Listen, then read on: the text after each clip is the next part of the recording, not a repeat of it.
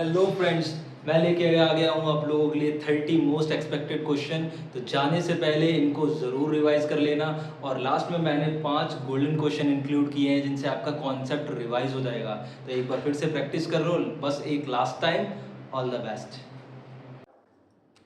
चलिए स्टार्ट करते हैं। फर्स्ट क्वेश्चन क्या है? फर्स्ट क्वेश्चन है हमारा, the pineapple which under natural condition is difficult to blossom has been made to produce fruits throughout the year by application of.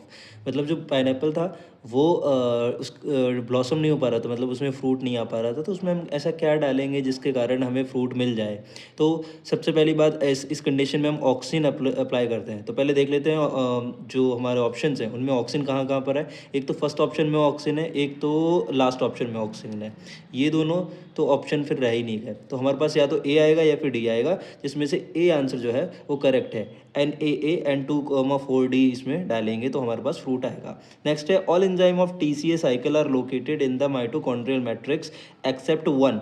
मतलब tricarboxylic acid में cycle में जो भी enzyme होते हैं वो ज़्यादातर कहाँ पर मिलते हैं? माइटोकॉन्ड्रियल मैट्रिक्स में होते हैं। सिर्फ एक नहीं होता है, वो है अपना सक्सिनेट डिहाइड्रोजिनेज। ये कहाँ पाया जाता है? ये पाया जाता है माइटोकॉन्ड्रियल इनर मेम्ब्रेन में। कहाँ मिलता है? इनर मेम्ब्रेन में। क्वेश्चन नंबर थर्ड क्या है? The correct sequences of cell organelles during photorespiration. अब फोटो रेस्पिरेशन में हमें पता है 3 ऑर्गेनेल्स का काम होता है, क्लोरोप्लास्ट, माइटोकॉन्ड्रिया और पेरोक्सिज्म। अगर आपको ये तीनों कहीं पर दिख रहे हैं तो वही ऑप्शन सही हो जाएगा। तो सी ऑप्शन में ये तीनों दिख रहे हैं तो ये ऑप्शन करेक्ट हो गया। नेक्स्ट क्वेश्चन देख लेते हैं, the correct sequence of phase of cell cycle is. तो सबसे पहले G1 फेज आता है, then synthesis phase, then G2 phase, then M phase. तो करेक्ट आंसर हो जाएगा इसका ए। नेक्स्ट क्वेश्चन है, which of the following statement is correct with reference to enzymes.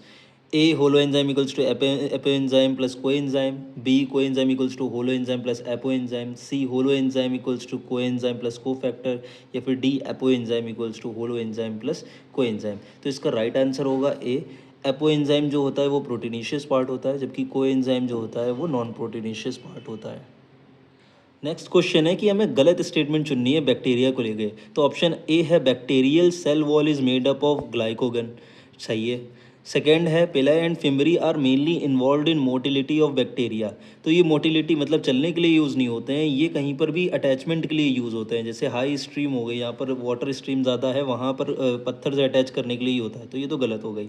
Cyanobacteria like flagellated sales, सही है। Mycoplasma is a wireless micro organism, ये भी सही है, ये भी सही है। तो ऑप्शन बी अपना करेक्ट हो जाएगा, यही रॉन्ग स्टेटमेंट। नेक्स्ट क्वेश्चन है, which type of tissue correctly matches with its location.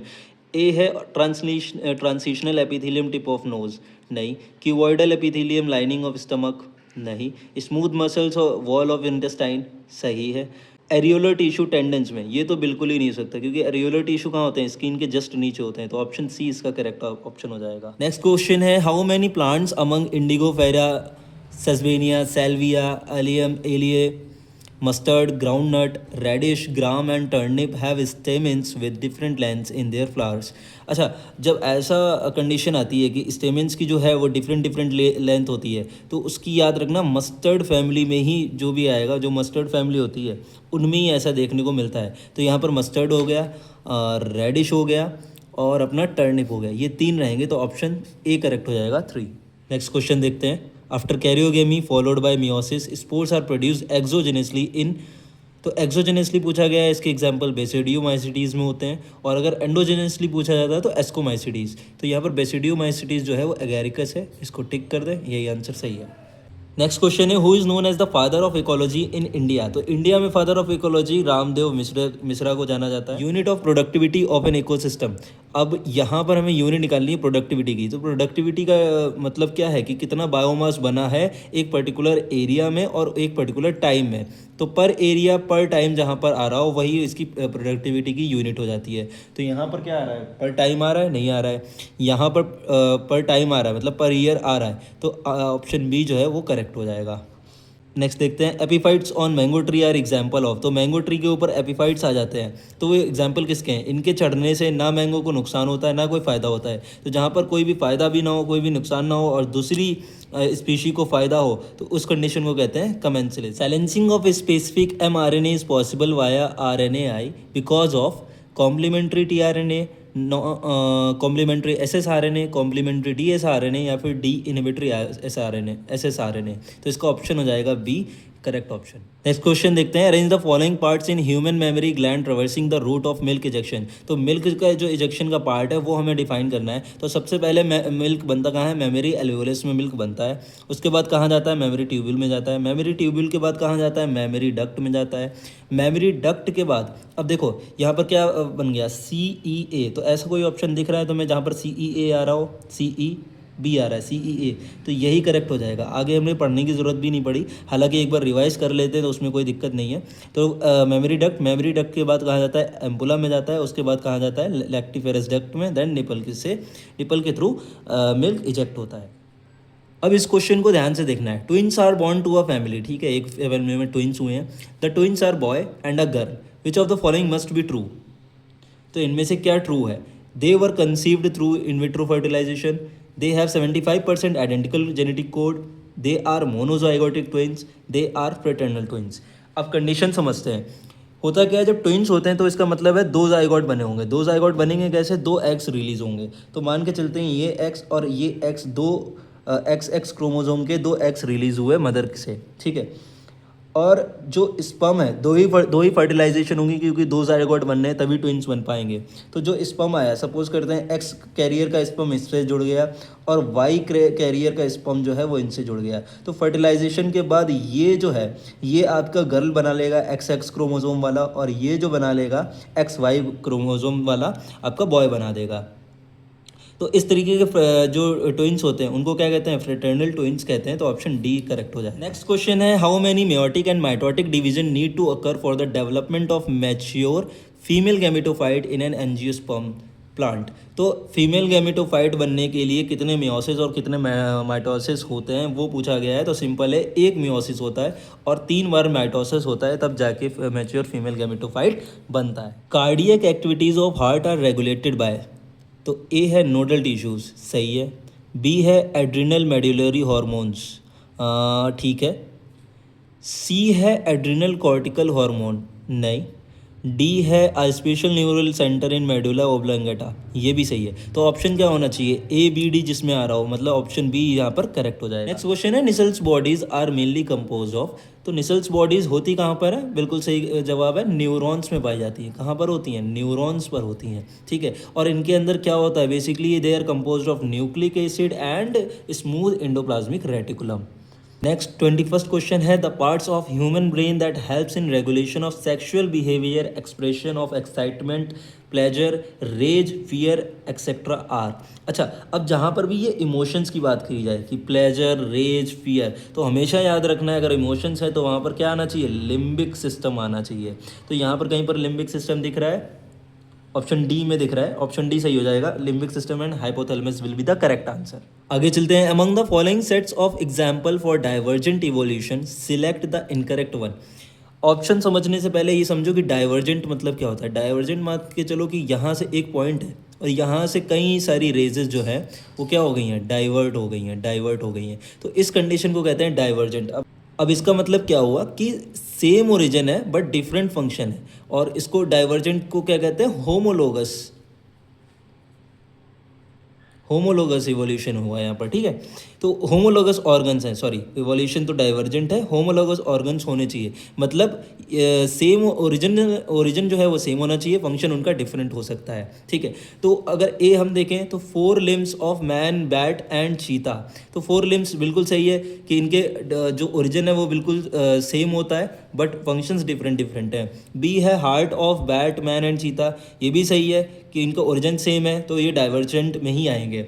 सी क्या है, eye of octopus, bat and man, तो ये गलत है क्योंकि इनका जो ओरिजिन है वो सेम नहीं होता, वो अलग अलग रहता है। तो मतलब अपना जो करेक्ट आंसर है वो यही है क्योंकि हमसे इनकरेक्ट ऑप्शन पूछा गया। नेक्स्ट क्वेश्चन है, who propose genetic code for amino acid should be made up of 3 nucleotides. मतलब ये किसने बताया था कि जो अमीनो एसिड का जेनेटिक कोड है वो 3 न्यूक्लियोटाइड से ही बना होगा। तो इसका ऑप्शन हो जाएगा करेक्ट ऑप्शन, जॉर्ज गैमाउ ने ये बताया था।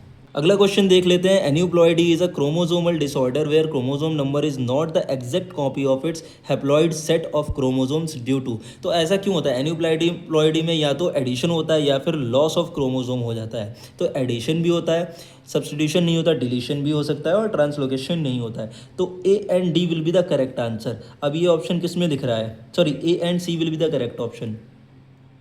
तो ये ऑप्शन है नहीं हमारे पास, इसको ही मान लेते हैं ए एंड सी, तो इसी को टिक कर देते हैं। नेक्स्ट क्वेश्चन आ गया है नीट का फेवरेट पोर्शन, जिसमें असर्शन और रीज़न आता है। ठीक है, तो असर्शन क्या है? पेरीप्लैनेटा अमेरिकाना मतलब cockroach is nocturnal omnivorous household pest. बात तो सही है। सेकेंड क्या है? It is because it acts as a scavenger. अच्छा, फैक्ट तो ये भी सही है, रीज़न तो ये भी सही है, बट क्या ये करेक्ट एग्जाम्पल है? तो हमेशा याद रखना, जब भी एजर्शन और रीज़न वाला क्वेश्चन आता है तो बिकॉज लगा के देखना है कि ये क्या बता रहा है। तो बात तो ये भी सही कह रहा है, बात ये भी रीज़न भी करेक्ट है, बट करेक्ट एक्सप्लेनेशन नहीं कह सकते क्योंकि दोनों ही फैक्ट बता रहे हैं, उसका कोई एक्सप्लेनेशन नहीं दे रहा है। तो इसका आंसर जो है वो डी हो जाएगा। Both A and R true and R is not the correct explanation of A. Next question है which of the following are correctly matched, मतलब इनमें से कौन कौन से करेक्टली मैच्ड है? तो क्रोकोडाइल 4 चैम्बर्ड होता है, सही बात है। सी अर्चिन पैरापोडिया होता है, नहीं, वो एनालिट्स में देखने को मिलता है। ओवेलिया मेटाजेनेसिस शो करता है, मेटाजेनेसिस का मतलब है कि ऑल्टरनेशन इन जनरेशन, तो बिल्कुल सही बात है। और लेम्यूल में थीकोडोंट होते हैं, बिल्कुल सही बात है। तो कौन कौन सा करेक्ट है? First, third and fourth are correct. तो first, third and fourth are the correct, D option आपका करेक्ट हो जाएगा। नेक्स्ट क्वेश्चन आ चुका है बायोमोलिक्यूल से, और बेसिक एमिनो एसिड हमें पता करना है। तो अगर आपने बायोमोलिक्यूल्स का मेरा वीडियो देखा हुआ है तो आप ये आसानी से बता सकते हो, क्योंकि देखिए मैंने क्या बताया था कि जो कॉमन स्ट्रक्चर होता है उसमें जितना ज़्यादा आप अगर बेसिक ऐड करते जाओगे तो वो बेसिक एमिनो एसिड बन जाएगा, और अगर उसी में अगर एसिडिक ग्रुप बना ऐड करोगे, सब्सटीट्यूट करोगे, तो वो एसिडिक एमिनो एसिड बन जाएगा। अगर हम यहाँ पर देखें तो यहाँ पर 2 COH आ गए, तो ये कैसा एमिनो एसिड है? एमिनो एसिड है, ये एसिडिक एमिनो एसिड है।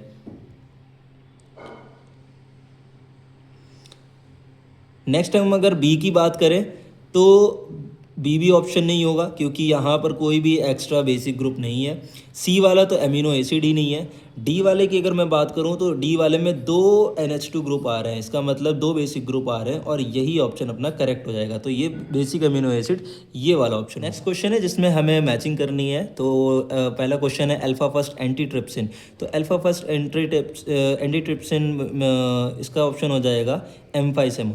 ठीक है, एम्फाइसेमा। तो मैचिंग में हमेशा याद रखो, पहले से ही चेक कर लो कि ऑप्शन में ऐसा कोई है, अगर सिर्फ यही है तो वही आंसर हो जाएगा। तो ए का थर्ड होना चाहिए, तो ए का थर्ड ना इसमें है और ना इसमें है, मतलब 2 में है। तो बी का अगर हम निकाल लें, बी का फर्स्ट इसमें दे रखा है, बी का फोर्थ इसमें दे रखा है, अगर हम बी का आंसर निकाल लें तो वो ऑप्शन हमें मतलब करेक्ट ऑप्शन पता चल जाएगा। तो क्राय1AB, अच्छा क्राय1AB किस में होता है? ये कॉर्नवोरर्स में होता है। किस में होता है? कॉर्नवोरर्स में होता है, मतलब बी का फोर्थ होना चाहिए। तो ऑप्शन सी करेक्ट हो जाएगा, हमें सारे ऑप्शन निकालने की ज़रूरत भी नहीं पड़ी। नेक्स्ट क्वेश्चन भी मैच द फॉलोइंग है। तो इसमें क्या है? Non mediated IOD. तो नॉन मीडिएटेड आईओडी में लिपिस लूप आ जाएगा, ए करेक्ट है। फिर से हम वही चेक कर लेंगे कि ऐसा कोई ऑप्शन है जिसमें ए का थर्ड आ रहा हो, तो ए का थर्ड इसमें आ रहा है और ए का थर्ड इसमें आ रहा है, तो ये दोनों तो नहीं होंगे, एलिमिनेट कर देंगे।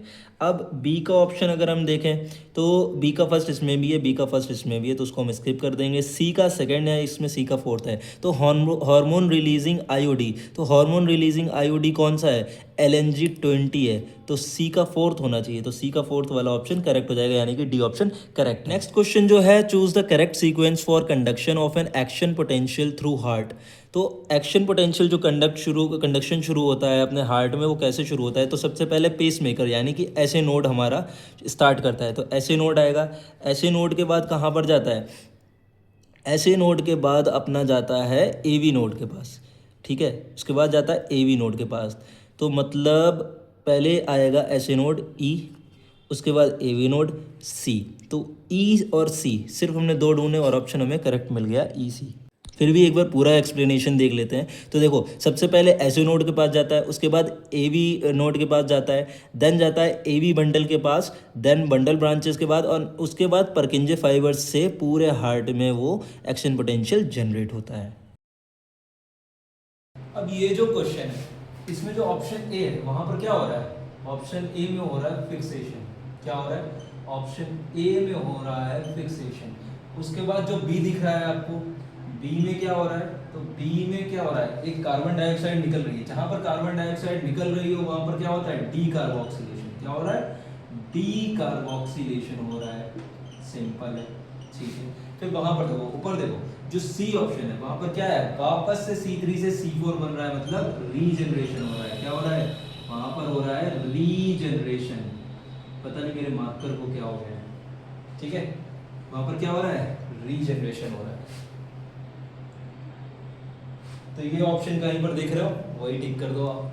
तो इस क्वेश्चन में, ये क्वेश्चन है एक्सक्रीटरी सिस्टम का। इस क्वेश्चन में जो फर्स्ट स्टेटमेंट क्या है, फर्स्ट स्टेटमेंट का मतलब है कि जो कंसंट्रेटेड यूरिन है वो काउंटर करंट मैकेनिज्म के कारण होती है, तो बिल्कुल सही स्टेटमेंट है। नेक्स्ट स्टेटमेंट क्या है, करंट काउंटर करंट जो मैकेनिज्म है वो ऑस्मोटिक ग्रेडियंट बनाए रखता है, वो भी सही है। तो स्टेटमेंट फर्स्ट और सेकंड दोनों ही करेक्ट स्टेटमेंट हो जाएंगे। तो अब ये जो क्वेश्चन है ये कॉन्सेप्चुअल क्वेश्चन है, इससे आपको कॉन्सेप्ट भी क्लियर होगा। आइए देखिए, जो इसमें कंडीशंस दे रखी हैं, क्या क्या कंडीशंस दे रखी हैं, सबसे पहले देख लेते हैं कि जो वायलेट कलर का है, वायलेट कलर की कंडीशन दे रखी है हेट्रोजाइगस है, तो उसका इस तरीके से ये बनेगा, ठीक है।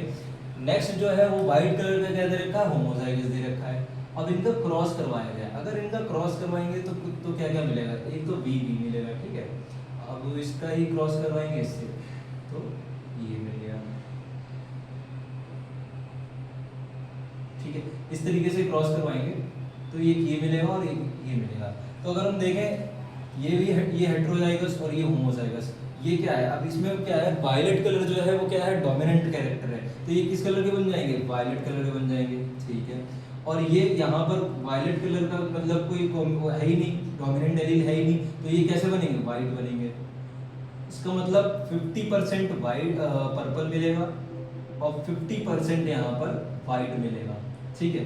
और टोटल प्रोजेनीज हमें कितनी बताई गई है, टोटल प्रोजेनीज 40 है, इसका मतलब 20:20 का रेशियो यहाँ पर मिलेगा। ऑप्शन टिक कर सकते हो आप। तो जो नेक्स्ट क्वेश्चन है सिंपल है, पीसीआर के स्टेप पूछे गए हैं, तो इसकी एक ट्रिक होती है, डाई याद रखनी है। क्या ट्रिक होती है, डाई।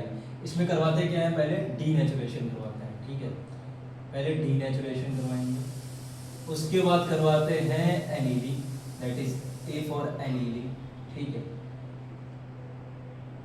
देन लास्ट, उसके बाद क्या होता है, एक्सटेंशन होता है, क्या होता है, एक्सटेंशन होता है, ठीक है। एंड देन लास्ट में क्या हो जाता है, इसके बाद डाई के बाद क्या होता है, एम्प्लीफिकेशन होता है। एम्प्लीफिकेशन में क्या करते हैं, नंबर बढ़ा देते हैं, लगभग कितना नंबर हो जाता है, 1 बिलियन तक बढ़ सकता है, ठीक है, 1 बिलियन तक नंबर बढ़ जाता है।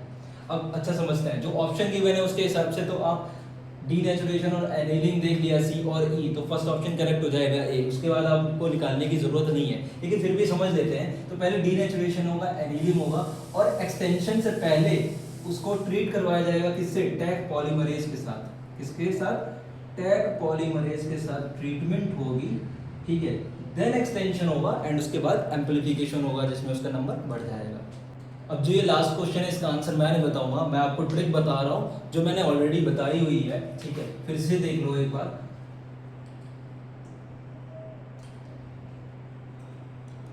लल्लू जोया से बोला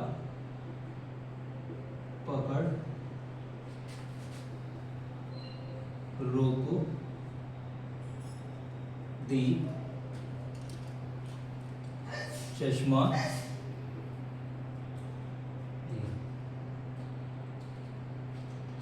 ठीक है। तो लल्लू से क्या है, लेप्टोटीन। जोया से क्या है, जाइगोटीन। से क्या है, जाइगोटीन के अंदर क्या बनता है, साइनेप्टोनीमल कॉम्प्लेक्स बनता है। क्या बनता है, साइनेप्टोनीमल कॉम्प्लेक्स बनता है, ठीक है, शुरू होता है बनना, साइनेप्टोनीमल कॉम्प्लेक्स बनना शुरू होता है, ठीक है। बोला से क्या है, बायवेलेंट टेट्राड, बायवेलेंट बनता है, ठीक है, ओके। पकड़ से पैकाइटीन, पकड़ से क्या बनेगा, पैकाइटीन, ठीक है। इसके अंदर क्या है, रो से रिकॉम्बिनेंट नोड्यूल बन रहे हैं, क्या बन रहे हैं, रिकॉम्बिनेंट नोड्यूल बनाता है तो, ठीक है। सीओ से मतलब क्रॉसिंग ओवर भी होती है, तो पैकाइटिन के अंदर रिकॉम्बिनेंट नोड्यूल भी बनते हैं और क्या होता है, क्रॉसिंग ओवर होती है, ठीक है। डिप से मतलब होता है डिप्लोटीन। अब डिप्लोटीन में क्या हो रहा है, डिप्लोटीन में चियाज़मेटा फॉर्मेशन होता है। क्या होता है, चियाज़मेटा फॉर्मेशन होता है, ठीक है। उसके बाद लास्ट क्या है, डायकाइनेसिस। डायकाइनेसिस में चियाज़मेटा जो होता है वो डाई कर जाता है, मतलब टर्मिनेशन ऑफ चियाज़मेटा रहता है। तो अगर ये ट्रिक आपको याद है तो ये क्वेश्चन आप आसानी से कर लोगे। आई होप क्वेश्चन सॉल्व करते हुए आपको मजा आया होगा। ये क्वेश्चन बहुत ही इंपॉर्टेंट थे। जो लास्ट वाला क्वेश्चन का आंसर है वो भी मुझे कमेंट में बताना, और आपने कितना स्कोर किया है ये जरूर मुझे बताइएगा।